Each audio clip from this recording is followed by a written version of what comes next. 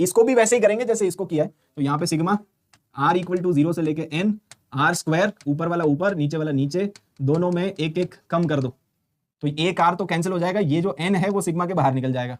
तो यहां तक तो आपको समझ में आ गया कि n बाहर है ना, सिग्मा के अंदर बचेगा r बचेगा और n माइनस वन सी r माइनस वन। यहाँ पे जो r है वो 0 से लेके n तक वेरी कर रहा है। ठीक है, ये आ गया, यहां तक किसी को कोई दिक्कत नहीं है। अब इस r को कैसे खत्म करें भाई, देखो यहाँ पे r खत्म करना था तो हमने ऐसे कैंसिल कर लिया, इधर भी कैंसिल कर लिया, अब इसको भी तो कुछ ना कुछ करके कैंसिल करना पड़ेगा। अच्छा एक चीज और, ये 0 नहीं, अब ये 1 से स्टार्ट होगा, राइट, क्योंकि हमने एक तो कैंसिल कर ही दिया है, तो अब ये 1 से स्टार्ट करो। अब ये सोचो कि इसको कैसे खत्म करें।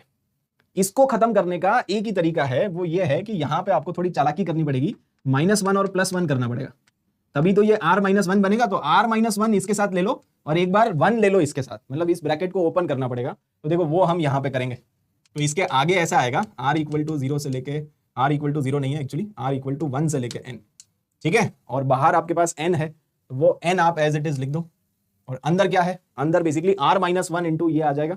ठीक है, तो ध्यान से देखो ये ऐसा आ जाएगा r-1 into n-1 c r-1 और प्लस n-1 c r-1।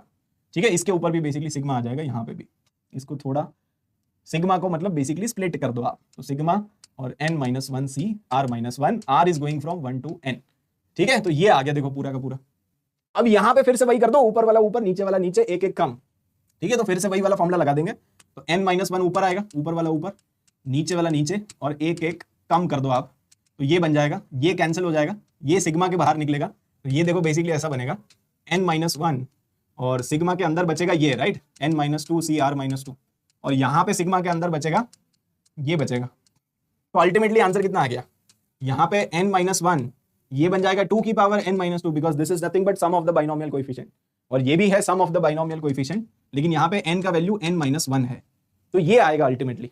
इसको थोड़ा फर्दर सिंप्लीफाई करना है तो आप क्या करो, आप इसको ना ऐसे लिख लो, n-1 था ना, n-1 को कर दो n-2 इंटू 2, ऐसे कर लो मतलब, ठीक है, ताकि ये कॉमन आ जाए, तो ये बाहर निकाल लो, तो ये बेसिकली n इंटू 2 की पावर n-2, तो बचेगा n-1 प्लस 2, तो फाइनली आंसर आएगा n इंटू 2 की पावर n-2 इंटू n+1, तो this is the final answer, ये आएगा।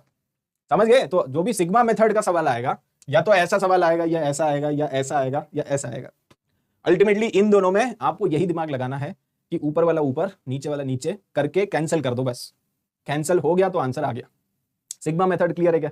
यस, ऊपर वाला ऊपर नीचे वाला नीचे, ठीक है, यस और नो? तो मेरे ख्याल से क्लियर है, आगे बढ़ते हैं।